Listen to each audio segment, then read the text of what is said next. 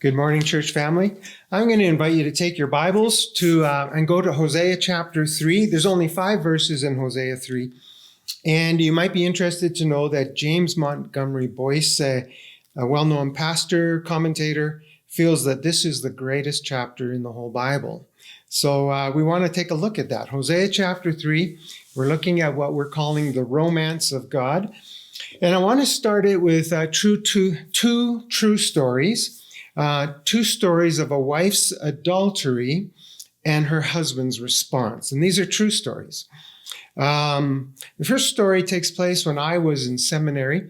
I was a student, but I was also a leader in our local church. And so I went with the pastor to a convention on Vancouver Island near Victoria, or in Victoria, actually.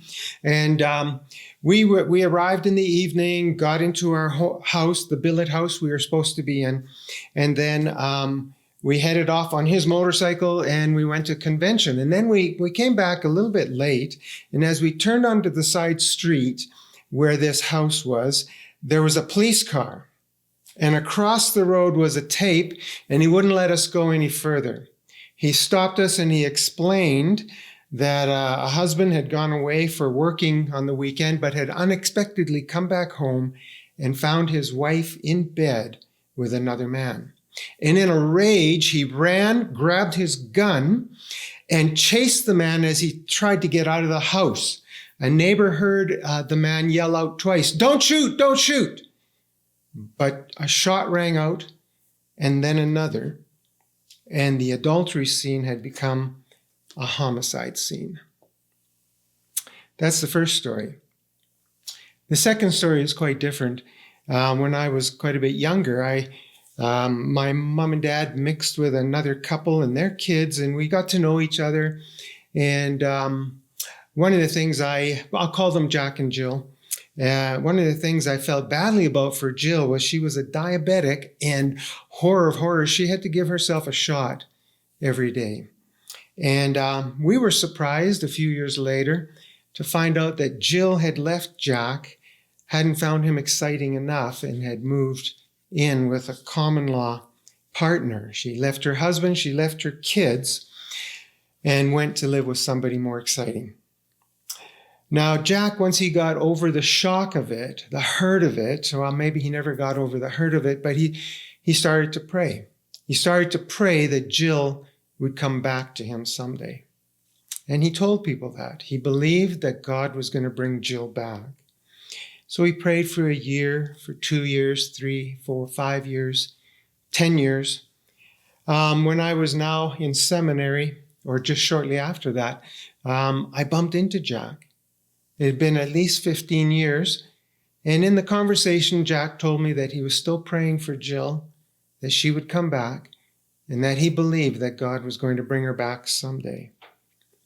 About 10 years later, I heard that Jill's common law partner was dying of cancer, and that Jill was looking after him.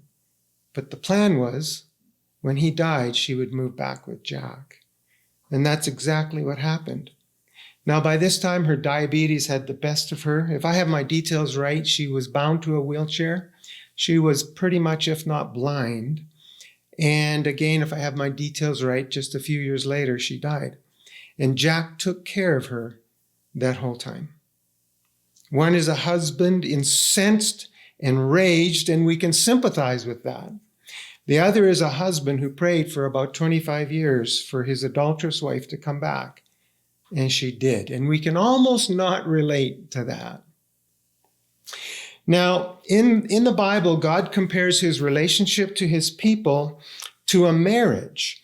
And he wants us to get this idea of the most intimate of relationships that is full of loyalty and faithfulness to each other. That's what God wants to portray through that he demands a covenant loyalty to his people. And other loves, if we have other loves, if we put other things ahead of God, ahead of our love for God, if anything else dictates and draws our love, then it's considered spiritual adultery in the Bible. And Hosea was a prophet sent to Israel about 750 years before Christ, who was sent to confront the spiritual adultery of the Israelites. And it wasn't fun to be a prophet, because usually that's what they were doing, confronting the sins of the people and being invited to come back to God. But Hosea's experience was uniquely painful, because Hosea was called upon by God to make his very life a message to the people. That is, he was going to portray through his marriage what the marriage of God was like to Israel. And he was going to illustrate God's love for Israel that way. And so we read, I want to give you some of the backstory to this. Hosea chapter 1, verses 2 to 3. So follow along if you don't mind. Hosea chapter 1, verses 2 to 3. When the Lord began to speak through Hosea, the Lord said to him, "Go, take to yourself an adulterous wife and children of unfaithfulness, because the land is guilty of the vilest adultery in departing from the Lord." So he married Gomer, daughter of Diblaim, and she conceived and bore him a son. Now, not only was Gomer going to become an adulteress, she wasn't an adulteress, of course, before she was married, but God told Hosea, you're going to marry a woman, she will become an adulteress. But by the time we get to verses 6 to 9 of chapter 1, we read that she has had 2 more children, and neither of them belong to Hosea. When the second of these is born, in fact, God tells Hosea to give him a name that signifies that, Lo Ami, meaning not my people, not his child, and the people are not God's people. And then we read in verses 4 and 5, I will not show my love to her children, because they are the children of adultery. Their mother has been unfaithful and has conceived them in disgrace. So Gomer is not only an adulteress, she ends up prostituting herself to many lovers, and she's an absolute disgrace as a wife, and yet she feels no shame. She keeps on doing it over and over and over. Now, through Hosea's experience, we are meant to see something. We are meant to see the dynamics of unfaithfulness to God and how God looks at it, but also the response of God to that. So we want to look at that. Now, just imagine then this real-time experience with Hosea. Can you imagine him? He knows what's going to happen eventually. And you think of him the first time in the evening, he's sitting on the couch watching TV, so to speak. And Gomer walks by. She's got makeup on, her hair's done up, and she says, I have to go see a friend. I'll be back in a little bit. In the middle of the night, she comes back in, and Hosea is pretty sure he knows what's happening. And then it becomes more and more obvious, and eventually she leaves him entirely. In fact, it's probable that Hosea dismissed her and was no longer her husband. And so we read in chapter 2, verse 2, Hosea appealing to her children. So it's been some time that she's been doing this, because her children are old enough to appeal to. And he says to them in verse 2, rebuke your mother, rebuke her, for she is not my wife, and I am not her husband. Let her remove the adulterous look from her face and the unfaithfulness from between her breasts. And so in Hosea's mind, the marriage is over. It's done. He's had enough. He does not want to husband her. He is like an incensed husband. He could take a stick to her. He's angry. He's portraying the feeling of a rejected God. That's what we're reading there. And then, unbelievably, there is this other side of God that comes out when it comes to his relationship to his people. He has a longing for them. He hasn't forgot them. He wants them. He's willing to forgive them, even in the most unfaithful behavior. And so contrary to what we might expect, he says in chapter 2, verses 14 to 16, therefore I am now going to allure her. I will lead her into the desert and speak tenderly to her. There I will give her back her vineyards, these vineyards that he's taken away from Israel, these punishments that he's put upon the nation of Israel. He wants to give them all back to the nation of Israel. And so God is going to romance, he's going to court his unfaithful people. He's going to restore them. And even more, you read in verse 16, in that day declares the Lord, you will call me my husband. You will no longer call me my master. In other words, God is going to so win the hearts of his wayward people that they're going to become like a loving wife to him, totally devoted to their God, in love with him, wanting him only in their lives. And then we read in verses 19 and 20 of chapter 2, God saying, I will betroth you to me forever. I will betroth you in righteousness and justice, in love and in compassion. I will betroth you in faithfulness, and you will acknowledge the Lord. Now, to betroth someone is to become engaged to someone. In other words, God is going to remarry his people. Now, what this is saying is this. There's coming a day, God says, when Israel's heart will be wooed by God, won over to God, and she will respond to him like a wife who is in love, crazy about her husband. That's what God is saying is going to happen. And now we come to chapter 3, because God tells Hosea to reenact this in his own life with Gomer. That woman who had given him so much pain, that woman who had humiliated him in front of everybody, that woman who had depressed his soul with her contempt for him. Now he has to do that with her. And so we read in chapter 3, verses 1 to 3, these words. The Lord said to me, go show your love to your wife again. Though she is loved by another and is an adulteress, God is saying, I know exactly what she is. Now go show your love to her. Love her as the Lord loves the Israelites, though they turn to other gods and love the sacred raisin cakes. And then we read something very interesting in verse 2. So I bought her for 15 shekels of silver and about a homer and a lethek of barley. Then I told her, you are to live with me many days.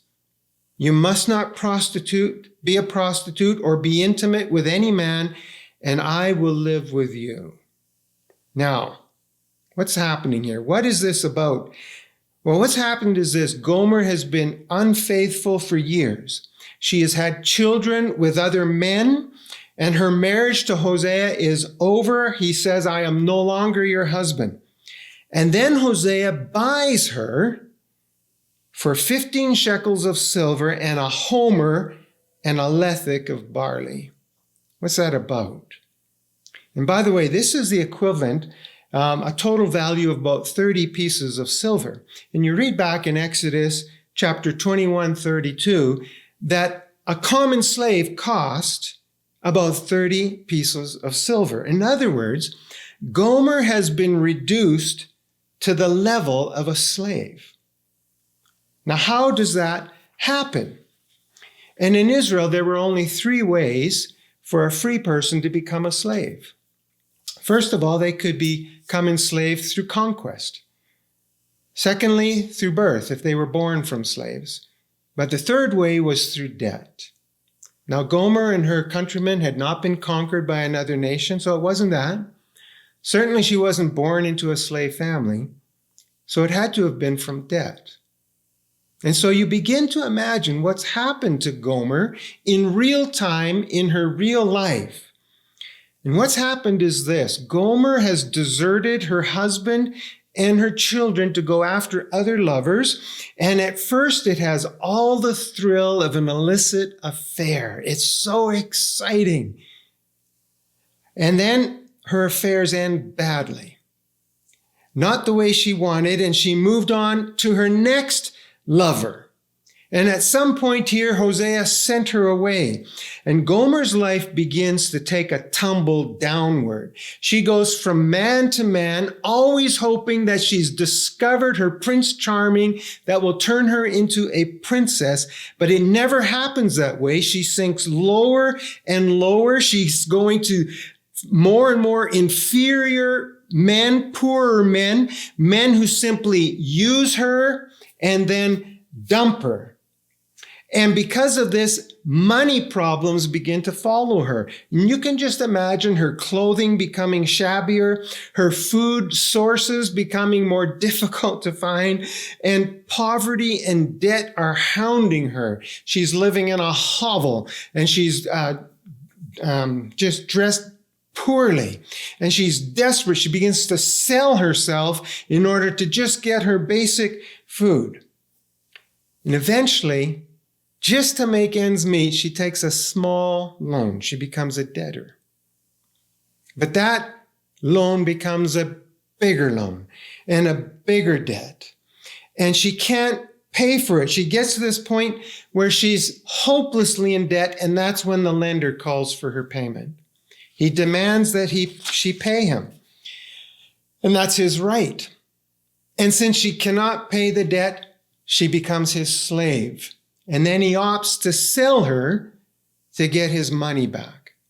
Now she finds herself in the marketplace about to be sold as a slave. Can you just imagine this distress, this humiliation, the shame, and the desperation of Gomer?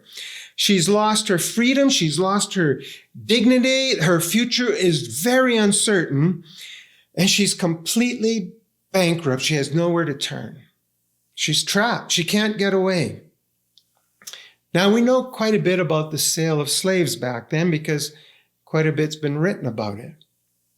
For example, we know that slaves were sold in the marketplace stark naked.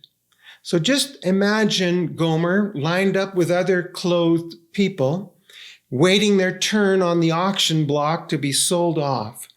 And she's afraid. This has never happened to her before. Her life is totally changed forever.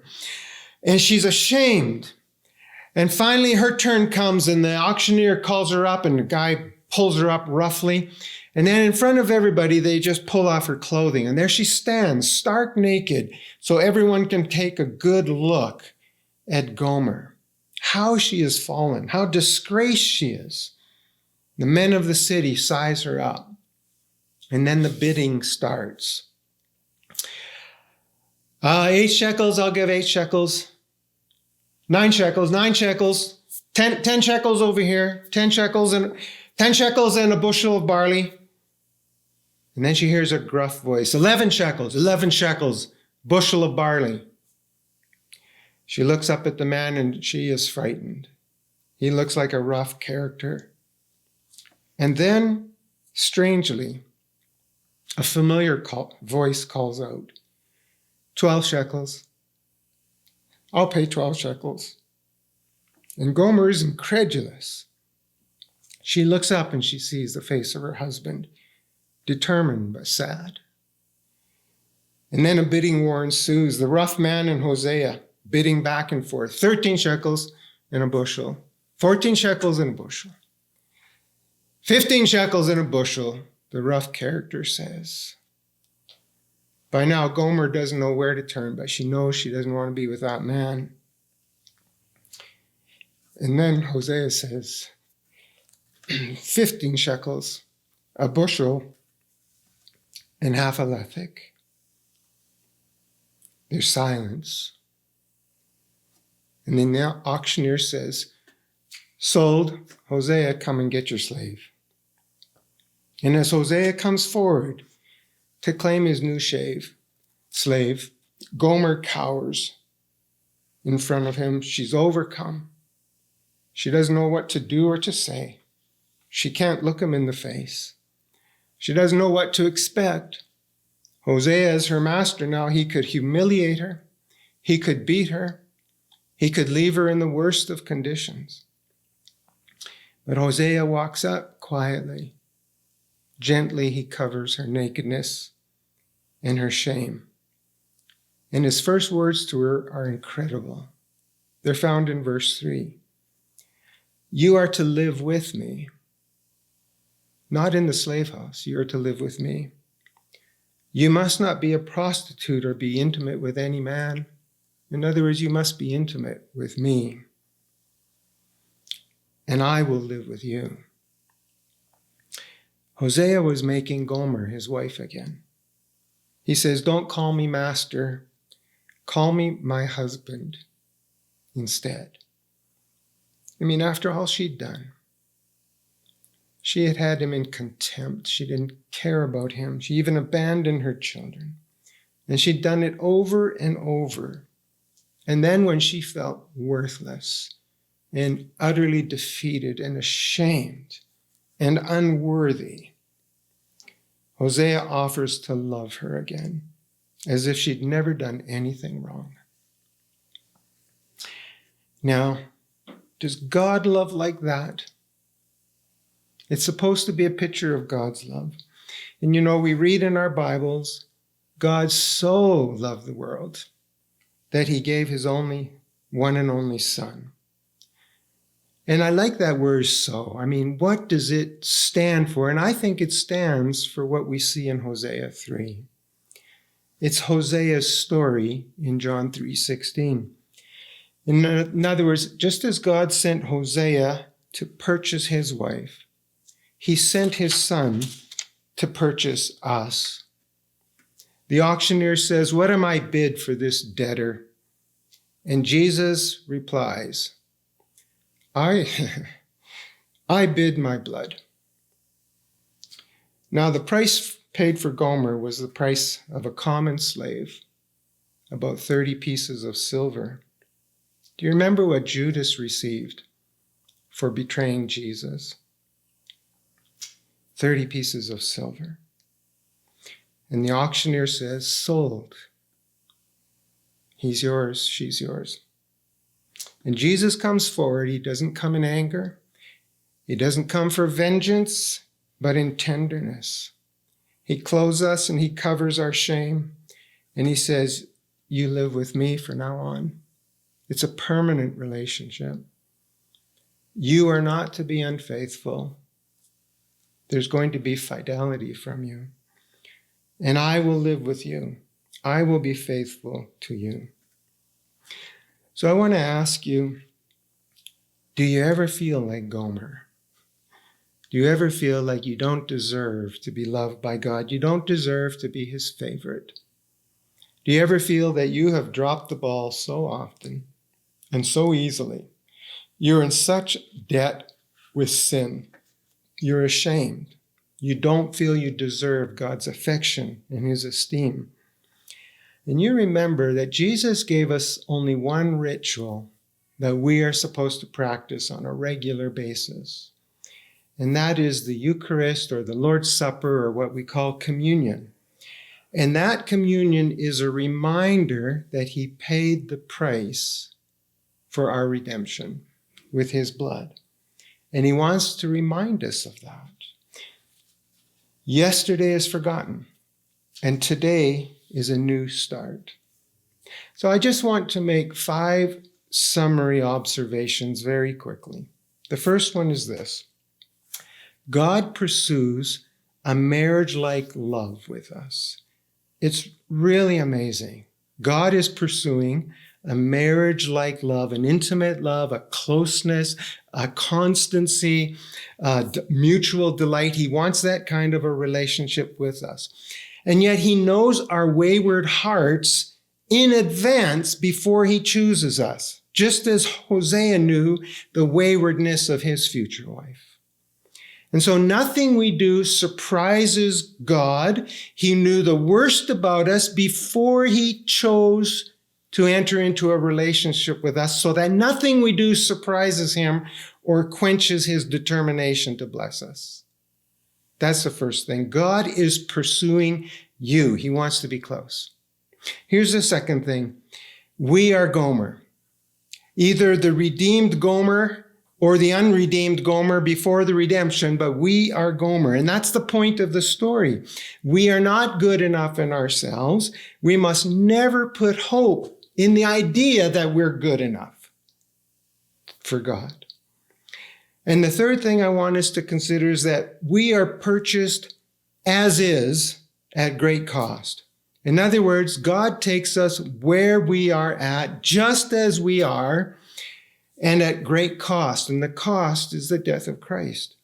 He doesn't love us for what we have done. He loves us for what Christ has done. And then the fourth thing is this. We are now called to total devotion to God. He has to be our first love when we get up in the morning and when we go to bed at night. He's the one that we delight in. Nothing and no one is more important than him. He wants that kind of relationship with us. But here's the wonder of wonders. God is totally devoted to us. Do you believe that? I think that's one of the things that I am struggling the most to constantly believe. We might believe, oh yeah, God will forgive me, but then I have to kind of work my way up into that favored status. He's forgiven me, but I need to work at it to get there. That he really, truly delights in me. But notice that Gomer wasn't made to squirm, wasn't made to do penance, wasn't made to prove herself. She was instantly lifted up to wife status. That's what God wants us to believe. He wants us to believe that he is close to us, that he wants us to believe and have confidence in his love and in his favor, even when we don't deserve it. So I hope this morning you can take that story, reflect on it, take it to heart, and live life confidently, no matter what the future looks like, that God pursues you. And based on Christ, he delights in you and calls you to love him. Amen.